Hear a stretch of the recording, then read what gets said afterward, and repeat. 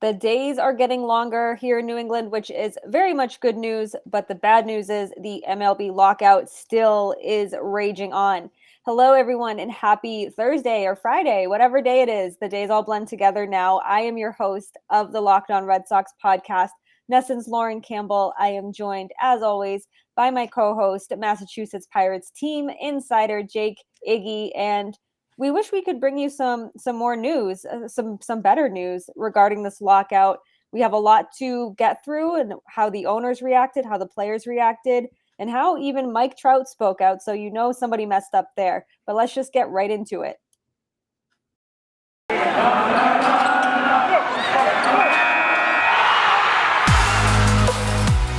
You are Locked On Red Sox, your daily Boston Red Sox podcast.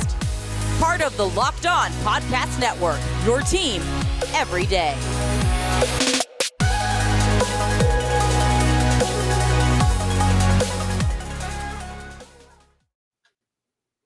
Thank you so much for making Locked On Red Sox your first listen of every single day. So on Tuesday night, it was officially announced that the players and the owners could not come to a deal on a new CBA, and that the first two series of the regular season have been canceled. So that is a total loss of 91 games. The MLB and the owners, they waited 43 days to even start negotiating. Now, spring training already has been pushed back to March 12th. But overall, Jake, this is just not a good look for MLB. I've seen a lot of tweets that this was a sad day for baseball. And as much as it is sad, I think this is really just bad for baseball. I couldn't agree more.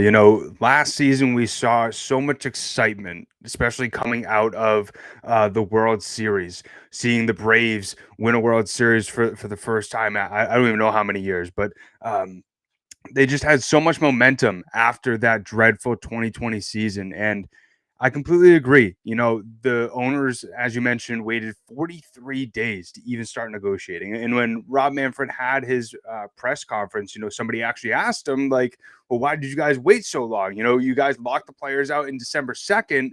It waited until a week or two right before your deadline that you set on the players to even start actually taking this seriously. And he said, he's like, we've been here for 10 days, so like that's all I can really say about it.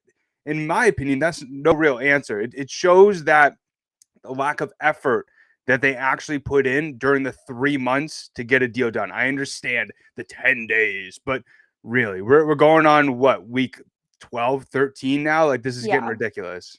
It is. And it's so unfortunate because you hear Rob Manfred talk about how he loves the game. You hear constantly how they're throwing ideas out on how to grow the game. This is the very last thing that baseball needed. And it was very hypocritical, I thought, every time Rob Manfred was like, oh yeah, we gave our best deal. We care so much about the fans and the players. And we care so much about the players that they're not going to get paid for these 91 games total games they're going to lose. Who cares about the fans, right? Like, I feel bad for the families who are able to bring their children to a ballpark and take in a game. I feel bad for the players, obviously, like they can't do their jobs right now. Right. And I feel bad for the minor leaguers who are ultimately impacted by this as well. I don't feel bad for the owners. And it's, you constantly hear billionaires fighting millionaires. And it all comes down to, they were negotiating till 2-3 in the morning Eastern time. And you heard that, things were really close. There was a lot of optimism. And then all of a sudden things took a turn 24 hours later. And you just want to sit there and be like, what went wrong? Like, to be a fly on the wall during these negotiations, I probably would give my left arm.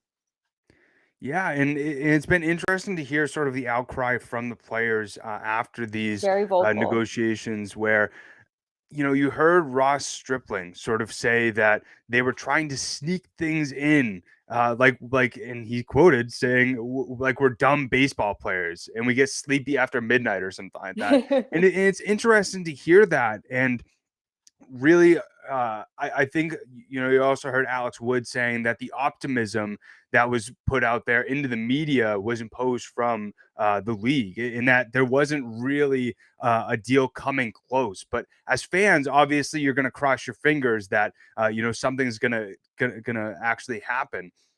But, you know, as you mentioned at the start of the show, Mike Trout even spoke out a little bit. Yeah. And he's somebody who usually stays pretty reserved in terms of these situations. And he said, you know, I want to play. I love our game, but I know that we need to get this CBA right. Instead of bargaining in good faith, MLB locked us out. Instead of negotiating a fair deal, Rob canceled games. Players stand together for our game, for our fans, and for every player who comes after us. And we owe it to the next generation. And you know, for people who are still confused about these CBA negotiations, you know, it's essentially the future of the next 5 years of what the MLB is going to look like. So this stuff is super duper important.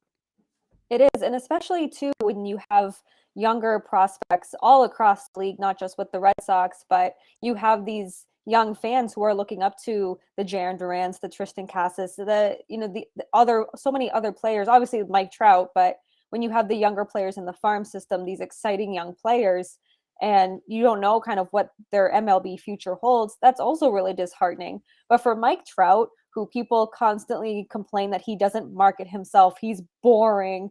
He's one of the best MLB players, if not the best MLB player actively right now, who doesn't use social media. He doesn't really use his likeness and all this, who is speaking out across social media. It gets people talking, and it gets people being like, the king has spoken.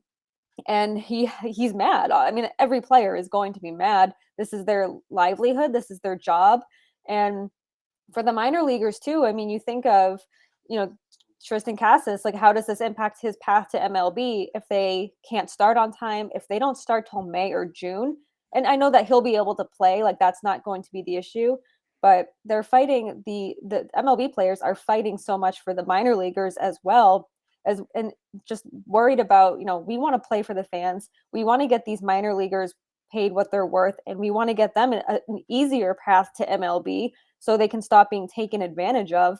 And Mike Trout just sums it up perfectly. He just said, instead of negotiating fairly, Rob Manfred canceled the games, and he just did it at the drop of a hat. And I know at some point you have to do it, because you can't keep saying, oh, we're going to open the season on March 31st, when on March 1st, you haven't even began spring training. So I understand at some point you need to cancel games, but you cannot sit here and say, I care about the game. I care about the players. I care about their livelihoods, but we're not playing. I couldn't agree more, and it's really tough to, you know, be on Rob Manfred's side, and we all understand that he's, you know, essentially speaking for the 30 MLB clubs, and you know, there's some actual subjects that I've kind of changed my stance on a little bit, just in terms of the smaller market clubs, that's specifically the CBT in terms of luxury tax. You know, obviously, like we talked about, the players wanted it up to like 245, you know, and upwards of like 250, and I think that's pretty crazy when you're looking at a team still like the Oakland A's, and also like the Tampa Bay Rays and the Cleveland Guardians, who, you know, obviously some of them, like the Guardians, have a little bit lower payroll because they're trying to rebuild and reload. But, you know, some of these organizations who have such low payrolls and still have these situations in terms of their stadiums not being able to get as many fans, and those issues are still not resolved yet. I this is the one place where I'm siding with the league, where I think you need to leave the luxury tax a little bit where it is. Obviously, bring it up to maybe 225, but I think it's ridiculous to bring it up to 250 when we still have teams who aren't even breaking over, you know, 80 million. Like, that's crazy to me. And I mean, if they're worried about fan attendance, locking your players out, canceling games, certainly is no way to get fans in seats. But we will continue talking about the CBA, the lockout, and kind of what the league was pushing for in our second segment of Locked On Red Sox. But first, I just want to tell you about BetOnline, because football might be over for this season, but basketball is in full steam for both pro and college hoops. From the latest odds, totals, player performance props to where the next fired coach is going to land, BetOnline.net is the number one spot for all of your sports betting needs. BetOnline remains the best spot for all of your sports scores, podcasts, and news this season. But it's not just basketball. BetOnline.net is your source for hockey, boxing, and UFC odds, right down to all the Olympic coverage and information. Head to the website today or use your mobile device to learn about the trends in action. That's BetOnline, where the game starts. As always, thank you for making Locked On Red Sox your first listen of every single day. Do not forget to check out MLB Prospects, hosted by Lindsey Crosby. He's an encyclopedia when it comes to these prospects, and he's going deep on the MLB stars of tomorrow. It's free and available wherever you get your podcasts. So the CBA, these sides negotiated till about 2 or 3 in the morning Eastern time. The bonus pool for pre-arbitration, there's about a $55 million, was it $55 million gap? The threshold for the CBT, there's an $18 million discrepancy, $25,000 difference in the side's offers on the league minimum salary.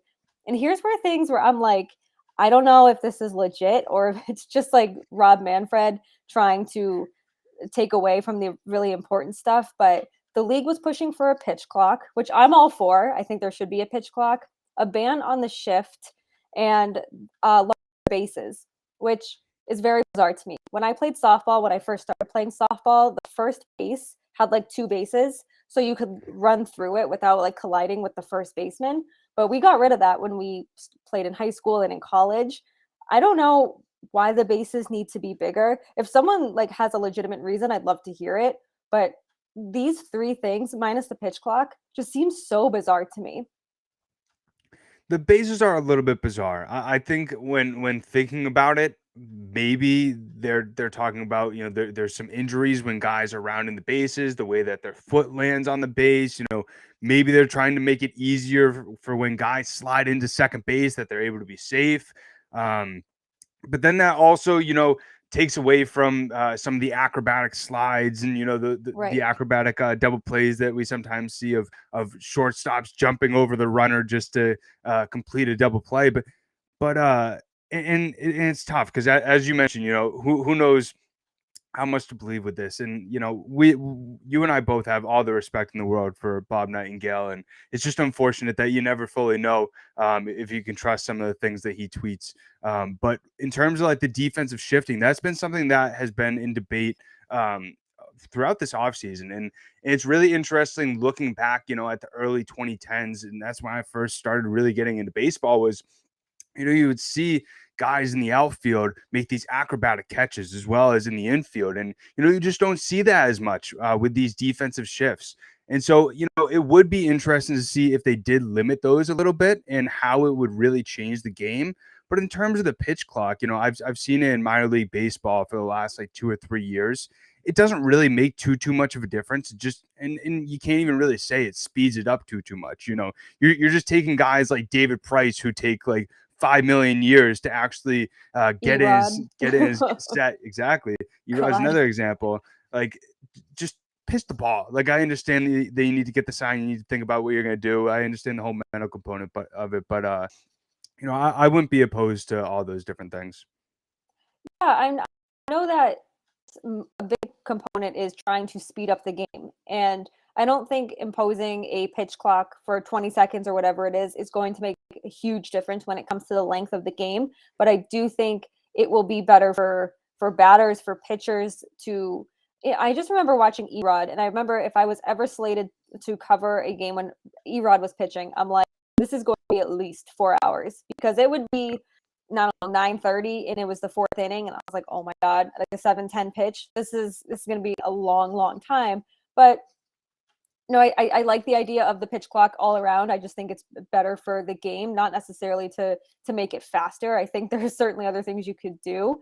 I am pro shift. Like I think they can keep it in. I think it adds more strategy to the batter. I do like, obviously, I love watching those acrobatic catches, the fun laying yourself out, Superman catches. I love that. I love that part of the game. But I love the strategy aspect of baseball as well. And I think that banning the shift is, I know obviously it's a competitive advantage for the defensive team, but maybe that will challenge the batter to change the swing, bunt maybe. I don't know.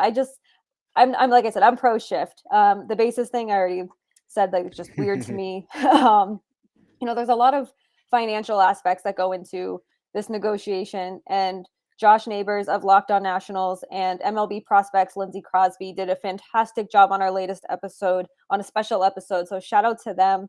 they really broke it down to the nitty gritty. Jake and I are journalists. I'm not going to speak for Jake, but I'm terrible with numbers and I'm terrible with math. And these two just made it so easy. So if you suck at math, just head on over to that episode, listen to it, because it made it like it was like they were explaining it to you like you were 5, but not in a condescending way. Yeah, some of these numbers are tough, and especially looking at like the intricacies in the nitty gritty of it. It is a little bit difficult to fully understand, especially some of like the tax stuff. Before this CBA and before these recent CBA negotiations, like I understood what the luxury tax was because the Red Sox were always in the conversation for it, but I didn't really understand exactly what the specific percentages were, and I didn't fully take the time to actually research that stuff. But now that we have time, I'm really delving into it, and as you mentioned, they did a really good job with it. But it's nice to see, with some of these things, they're getting a little bit closer with the bonus pool pre-arbitration. They were at 100. I think they were at like 100 million gap like the last time we spoke Yeah, it was about bad. this. So at least it's getting a little bit smaller. It will be interesting if they just sort of compromise on that type of thing.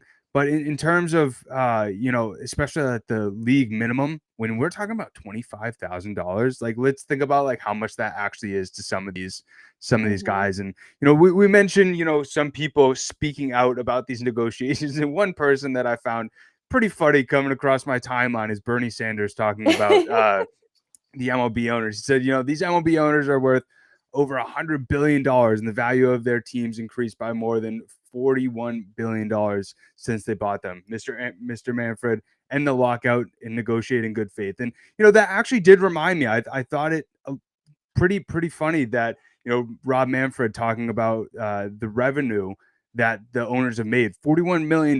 Like it's a little lump sum of how much they actually have. But obviously we don't know the specific financials in terms of how much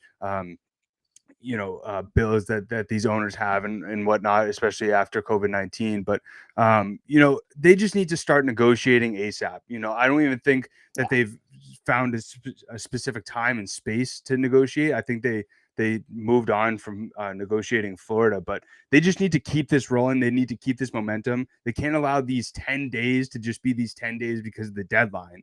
Because I don't know about you, Lauren, but I'm not trying to wait till freaking May to see an MLB game.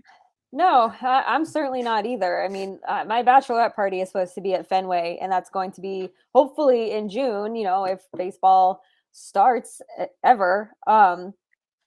It's really hard to feel bad for the owners, because I don't believe, when you say they give their best offer, I don't believe that was their best offer. I don't believe they have the players' best interest at heart. And it's so unfortunate because people love baseball. They call it America's pastime, and it's going to be a thing of the past if this is going to happen every 5 years. If you just continually hear that the players want more money, the owners won't give them more money, it's just incredibly disheartening. And I know they're going to negotiate. I don't know if it's virtual, but the owners went back to New York. They're going to be negotiating from the offices in New York. They have to get this done. And I'm going to put you on the spot really quick. Your best guess for when a deal gets done. I'm with this momentum that they had. I'm going to get my calendar up real quick. But with this momentum that they had, I say, I think if they give it another week or two, I think that they could get a deal done. I'd say by like March 19th, I think that they can get a deal done. I think what they need to do, like I understand a lot of people were frustrated about the deadline because it's essentially made them have to speed things up like hyper speed. But I feel like that they need another deadline. It just kept that momentum. It made both sides motivated to get it done. And I think that's really the only way that they're going to get it done in a quick manner. A few years ago, when the Boston Bruins were trying to negotiate a contract with David Pastrnak, there was a lot of speculation that maybe he won't return to the Bruins. And there was this one tweet that said, lock both sides in a room and do not feed them until they come to a deal. And I'm beginning to think that, I can't remember who tweeted this. This was like 5 years ago, but I'm beginning to think that person was onto something, because maybe they should just do that. If you negotiate when you're just starving and you're like, fine, whatever, I just want to eat. get them out of there, and then you have opening day by April 15th. Like, I would love that. Ideally it'd be like April 15th for opening day. The realist in me and just trying to not get my hopes too high, I'm going to shoot for May 1st for opening day. Not ideal, but we're still going to get a lot of baseball in May. Yeah, something's better than nothing at this point. And it starts to become a thing like we started off the show with, of you're starting to see the popularity of the sport go down a little bit. And I think I saw a perfect representation. I believe Marcus Stroman tweeted it, but Mike Trout has 1.9 million followers on Instagram. Tyler Hero, the Heat basketball player, has 2.5 million. And Tyler Hero's in his third year, and Mike Trout is the best baseball player on the planet, in my opinion. And that's just sad. Not only does the league need to do a better job of marketing the sport, but that's just a perfect representation of how much more work the sport needs to do to get out to the younger crowd. And this is not helping whatsoever. It's not. And I don't know what can be done. I know Mike Trout just doesn't want to market himself, and that's perfectly fine. I think that it should be in the players' hands, and I don't know how active Mike Trout is on Instagram. I'd have no idea how active Tyler Hero is on Instagram. So I don't know if that has anything to do with it either.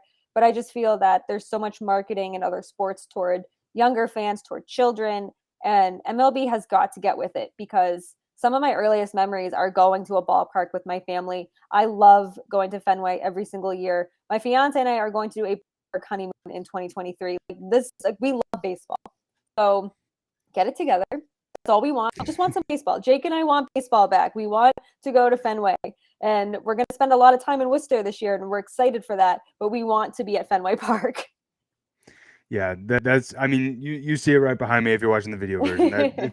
I call it all the time, Heaven 2.0. And, as much as I obviously, want to see Tristan Castis in AAA, it's obviously not the same. So, and also, we can't wait to, talk about these.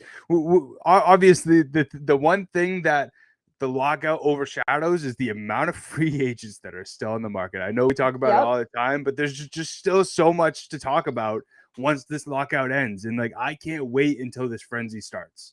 We're going to be putting out 2 episodes a day with all the news that is just going to come out as soon as this lockout ends. Get ready, seriously. Locked On Red Sox listeners, because it is going to be incredibly busy as soon as this lockout ends. We have one more segment to get to. We are going to do our mental health minute in segment 3 of the Locked On Red Sox podcast.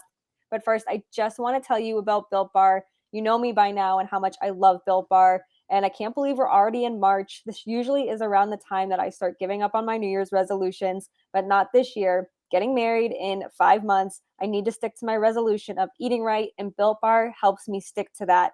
And if you have not tried the Built Bar Puffs, you have to, because you are missing out. They're so good. They're one of the best tasting Built Bars.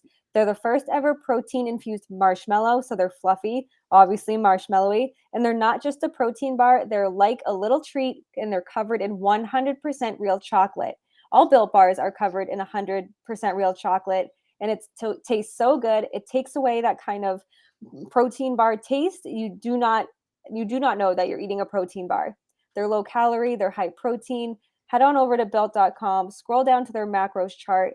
130 calories, 4 grams of sugar, 4 net carbs, 17 grams of protein, and their flavor selection is incredible. Mint brownie, coconut, my personal favorite, cookies and cream. Whatever you choose will be delicious, and it's also good for you.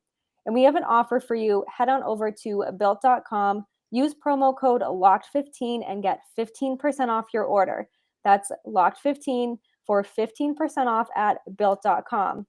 So as always, thank you for making Locked On Red Sox your first listen of every single day. We're going to do our mental health minute on this lovely cold night, but my fiance made it official on Wednesday that he announced that he will be a free agent in the TV business as of March 12th.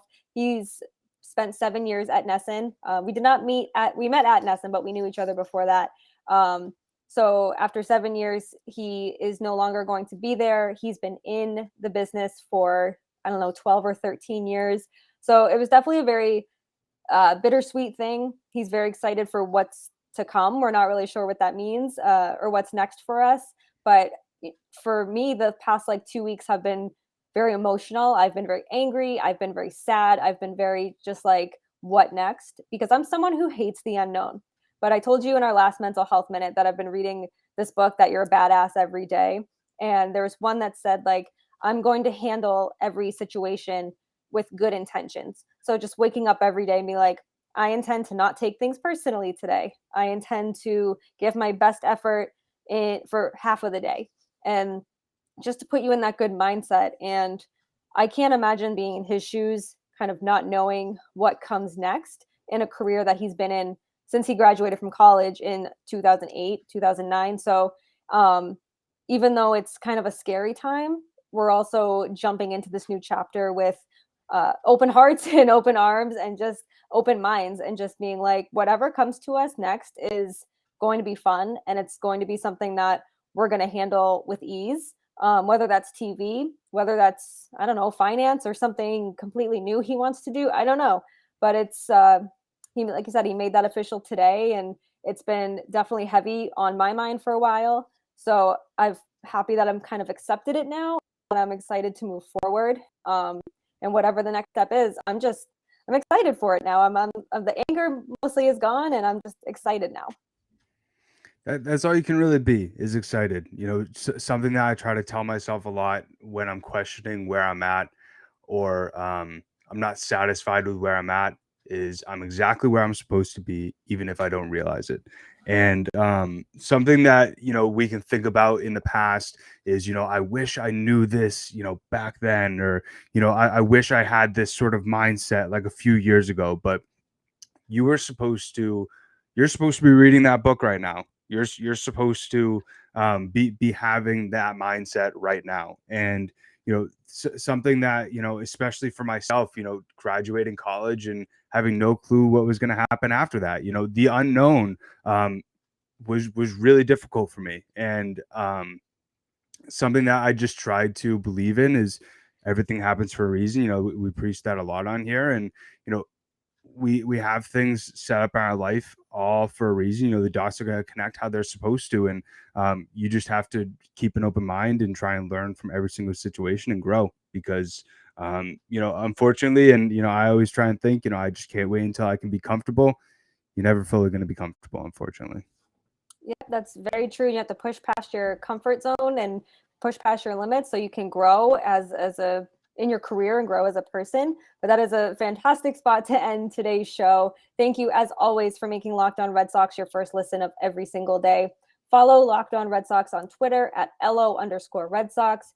Follow Jake at Jake Iggy, and follow me at Lauren, 3 Laws, Lauren with 4 R's. And rate, review, and subscribe to Locked On Red Sox wherever you get your podcasts, right here on YouTube. Leave us a review. DM us, let us know what you want to hear, what else we can talk about. And now that you've made Locked On Red Sox your first listen of every day, head on over to Locked On MLB to make it your second listen. Friend of the podcast, Paul Francis Sullivan, but please call him Sully, will bring you his unique perspective on the major leagues, both past and present. It's free and available wherever you get your podcasts. Make sure you tune into our next episode of Locked On Red Sox, where we will discuss whether Nick Pivetta should get a shot at the Red Sox closer role. Until then, see you later.